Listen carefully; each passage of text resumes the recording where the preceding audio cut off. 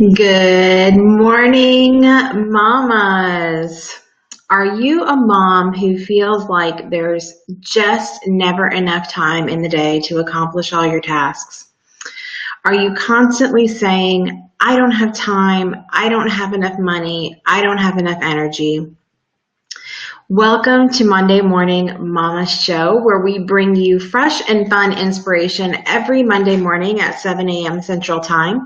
On today's episode 3, we're talking about scarcity, the never enough trap. I'm your hostess, Jessica Dugas, owner of Just Determined and mentor of moms in the Moms Online Mastermind community. There we help moms to reduce the stress and overwhelm in their lives and really help them discover a balance so that they can live the lives they want to live and find their tribe. I want to quickly welcome everyone who is live with me this morning. Please say hello, interact with me down in the chat box, and welcome everyone who may be joining on the replay as well. Please still comment below, say hello, let us know where you're joining from, and definitely comment down below, give us your questions, interact a little bit. The show is always much more fun when we have that interaction. So jumping right into our topic this morning, scarcity. So what exactly is scarcity?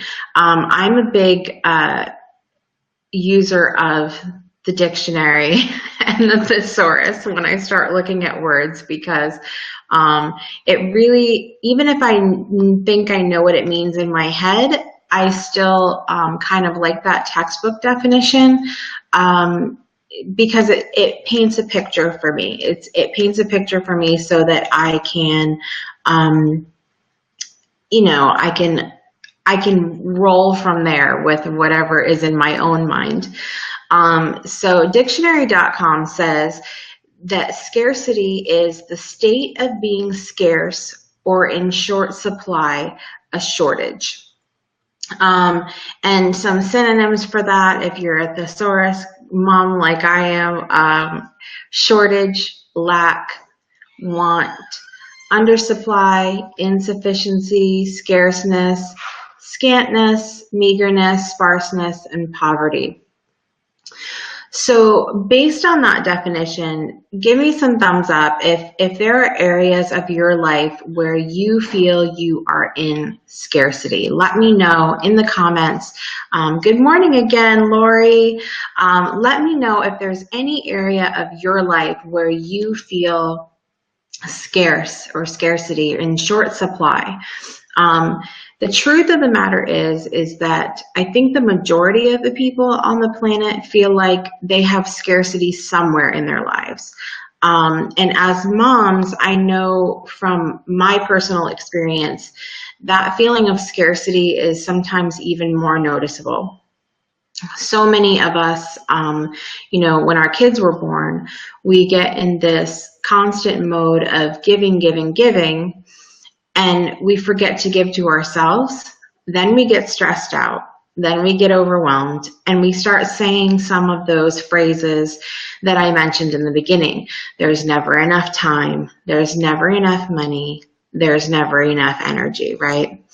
And Lori's saying, in the past, money was an issue for me, not as much now, more time these days. Yes, I constantly was saying to myself, I just don't have enough time. And there's a truth in that we're gonna get to coming up here shortly, that I think is important when we start using that particular phrase, and something I didn't really think about until recently. So here's another truth. The truth is that we live in an abundant universe. I firmly believe, in the pit of my soul, that we can get exactly what we need in this life, that the majority of it is truly mindset and then taking action to do it. We have to get out of this space of never enough and, think about abundance and then take action to get those things. You know, a lot of people I'll see say, well, you know, I believe in abundance. I believe that, you know, there's a never ending supply of things. However, they don't want to take action or do what they need to do to get it. It's a lot of just kind of waiting for things to fall in their lap, which doesn't work. And so in order to explore the abundance mindset, I'm going to go back to my dictionary friend, and I'm going to tell you the definition of abundance, textbook definition. Number one, there's three definitions that pop up. Number one says an extremely plentiful or oversupply or oversufficient quantity or supply. Number two, overflowing fullness. And number three, and we're going to get to this in a second too, because I think this is important to note. Number three is affluence or wealth. Okay, so I'm going to share with you kind of 5 different things to think about when it comes to scarcity and then the flip side, abundance today, that I think are really important if we want to get in that mindset. So the first thing is going back to that abundance definition, which I think is really important to note. The money part of abundance isn't even the first definition. It's the third. And so I think it's important to get money, in the sense of money, out of the forefront of your mind, to get in an abundance mindset, because I'll give you a really good example. Like, I used to think that it was really about money too. Like even Lori mentioned down in the comments about money being an issue. I really thought that that's what abundance meant, was, you know, a large supply of money. And when a while back I had won a few things that were worth a lot of money. It wasn't money that I received. It was like a service. And someone had said to me, look at all that abundance. And I was like, whoa, because I never really thought about it like that before. I had, like I said, I had the money in the forefront of my mind and didn't realize, like, I had just received everything I needed, not in the form of money, but in the form of service that I needed. And so it was really, really a wake-up moment for me. And Lori's saying, yes, focus on what makes you happy and the money flows. Yeah, like when I and that goes into something completely different off this topic, but yeah, for sure. I think when you focus on what you need and what makes you happy and what's going to help fulfill you, things just kind of can start to happen. And so that's number one, is really get the money out of your mind, and it happens, you know, it'll happen when it's supposed to happen. Number two, I want to touch on talking about never enough time. I used to say, like, if someone would ask me to do something, I would say a lot of, well, I don't have enough time for that. And this is going to be a really harsh truth right here for some people. But the truth is that you do have enough time for the things you want. You're just making the choice not to have enough time. A lot of it is about priorities. It's about scheduling. You have to learn how to, especially if you're a mom, right? You have to learn how to be efficient, or you just don't get things done. And so it's really important to note that a lot of the never enough time is truly about choice. You have to, number one, prioritize. You know, if you want to have time to go to Um, just a really basic example. If you want to have time to go to your child's concert at school, you wouldn't schedule clients for then, right? Why? Because going to the concert at your child's school is important. And so that's what takes priority for you. And it's not that your clients aren't important, but going to the concert is more important to you. And so it's not that you don't have time to take more clients, is that you are choosing to put the emphasis on your family, like you want to go to the concert instead. And so that power of choice is really an important thing to remember, I think, when it comes to this feeling of scarcity, that the time is there. It's really about priorities. It's about what do you want to spend your time doing. And so I think that that's a really important thing to take note of. Let me know how you feel about that, if that's something that you struggle with. I know for a long time I would say I just don't have time, but that wasn't necessarily the case. And acknowledging that really helps you take time to look at your priorities, to look at your schedule. Where are you spending time now that you perhaps need to cut back on because something else has become more important in your life? I think it's a really important realization to have, and a conversation to have with yourself about where do you need to make better choices, if any. And then also, getting out of the space of judgment when it comes to that. Lori's saying, yes, prioritizing is the key, and then making choices. Absolutely. And get out of judgment for that. I think a lot of times, when I did my scheduling webinar for the moms, I kept using the example of Candy Crush because it cracks me up. It's so funny. I use the example of Candy Crush a lot. And I said, listen, when you're making your schedule, if you want to spend an hour playing Candy Crush, I'm not going to judge you for that. Put it on your schedule though, give yourself the time to play it. If it brings you joy, if it makes you happy, who cares what anybody else thinks? And Candy Crush for an hour, I don't care.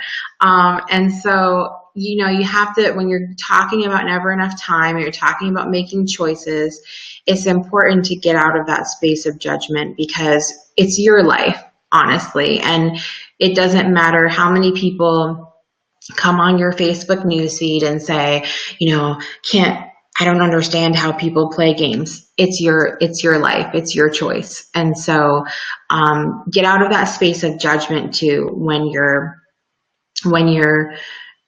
making your schedule and making the choices. And if you feel like you don't have time though, you probably have to evaluate some of that. But again, it goes back to your choice. But stop saying, I don't have enough time. The truth is that it's just not a priority for you. Number 3 on my list today, and this is going to seem a little bit redundant, is to notice the abundance around you. And I have 3 little tips on this for you. First is to take note of abundance in nature.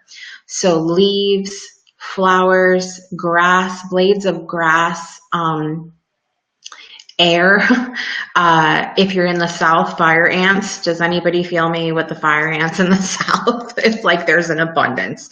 And this is not about, again, the things being good or bad in any way. It's about just noticing that there's a large supply of so many things in nature.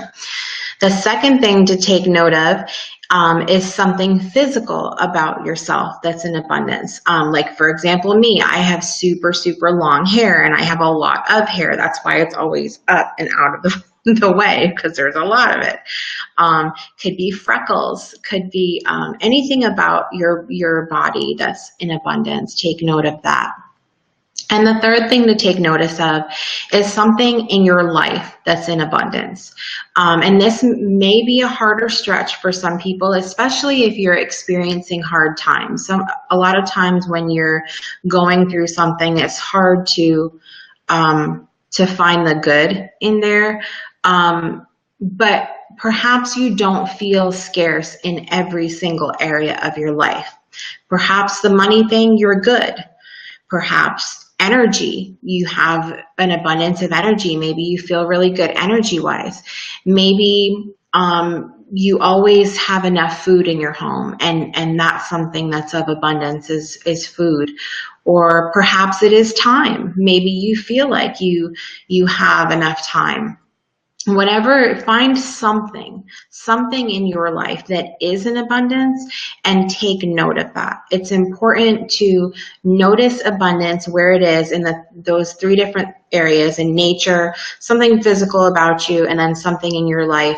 That gives you three different places to see where abundance exists so that you're more likely to recognize it. I was out at the grocery store with my husband yesterday, and it was something that I noticed. We were talking about something, and then I started to notice it around me. And so it's funny how that works. When something's in the forefront of your mind, you start to notice it other places, and it's like, I'm not sure if you're just more aware or if you are actually attracting more of it, but the point is that you will notice it more. When you've got abundance rather than scarcity at the forefront of your mind, you are much more likely to notice it than if you're stuck on, well, the whole never enough thing. All right, so how's everybody doing? Are we hanging on? Are we doing good here? All right, so that was number 3, is to notice it around you. Number 4 is have a mindset of gratitude. In the Moms Online Mastermind community, we have a Thankful Thursday post, just so that at least once a week, at least you're getting into a state of gratitude for something in your life. I do a gratitude journal each day, because I think when you start listing every single thing in your life that you are grateful for, you will see that you really do live in a place of abundance. And it may not be specific abundance. Like if you're struggling for money, trust me, I understand that. And it's hard in that place in your life. If you're struggling for money, it's hard to see abundance as anything but that. But there's so much else there's always something to be grateful for. And so I think that mindset of gratitude is really, really important when it comes to living in kind of a state of abundance as opposed to scarcity. Now, one thing that can help you with this is a big tip, and I always give this on my Thankful Thursday posts in the Moms Online Mastermind. Some people take the advice, some people don't, but this is one of the best tips that was ever given to me, is when you're making your gratitude list, your journal, or even just a thought, put the word because in there. Okay? And the reason that we want to do this is because this helps you get really specific about your gratitude. It helps make you realize that there is an abundance to your life, because the list then gets longer if you get specific. So for example, you could say, I am grateful for my children. Okay? You leave it at that. That's one thing. For me, I have 6 children. Even if you don't have 6 children, this will still apply to you. But for me, I have 6 children. So I can break it down to, I am grateful for my son, Clay. I am grateful for my son, Sky. I am grateful for my daughter, Nina. And I could keep going and going down my 6 kids, but break it down further. Putting those because in there helps you break it down further. So I am grateful for my son, Clay, because today he helped me out around the house. That's just one little thing. right? I am grateful for my son Clay because he helps me with the baby when I need it. I am grateful for my son Clay because he has taught himself to learn graphics and can now help me in my business. I could go on all day about one child. Just putting that because in there, you don't realize how much you're grateful for until you start putting that because in there, and you could be there all day filling in your gratitude journal. And on the gratitude journal, I suggest putting at least 10 things a day in your gratitude journal. But like I said, if you are feeling that abundance, definitely go for it and write it down and put those because in there, because you will keep going, and it starts to feel really good. Something happens in the change of your vibration, and it's truly an amazing thing. So I hope that you let me know if you find that tip useful of putting the because in there. I think it's definitely noteworthy and helpful. So number 5 on the list, maybe a little woo-woo for some people, but just hear me out. If you're open to it, start looking into the law of attraction.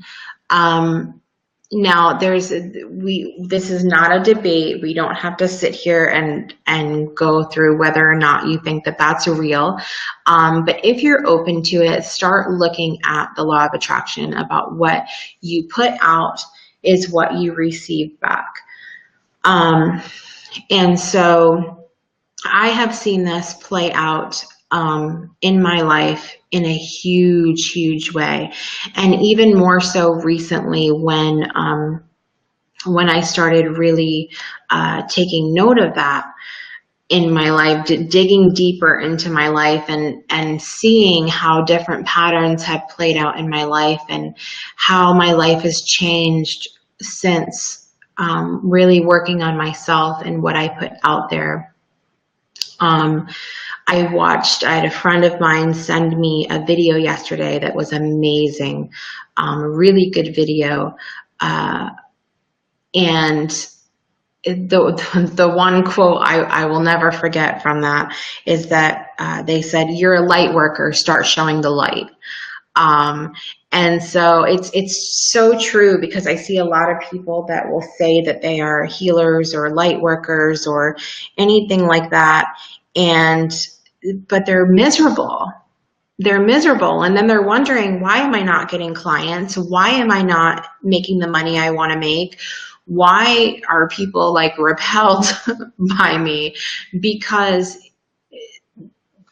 there's a line between being real and showing real life and just being miserable. I mean, and I see that a lot when we had I think I notice it more now that I've kind of made that shift.